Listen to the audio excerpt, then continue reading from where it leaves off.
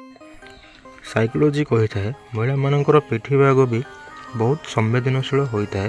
यहीठारे चुंबन करने द्वारा महिला माने खाली उत्तेजित हो न था बरं तांको चिंता भी कम हो जाए।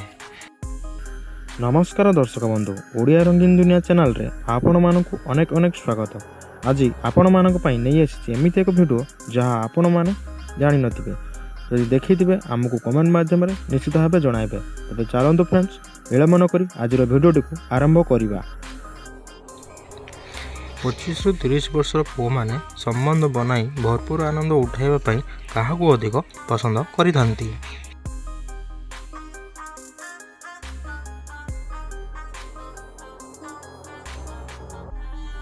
यार उत्तर होची विवाहिता महिला मानकू अधिक पसंद करिथांती।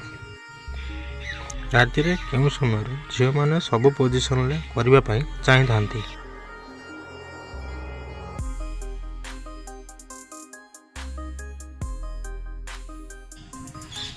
यार उत्तर होची अधराति रे। अधिकांश महिला माने संबंध बनाई सारिया परे निज पार्टनर उपरे रागी थांती काहेकि?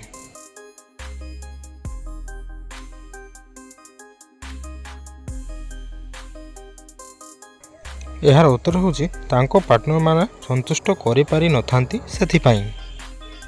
साइकोलॉजी कही थाए सेक्स पाई महिला मानकर दुर्बलता तांको ददी रे लुचि रही थाए।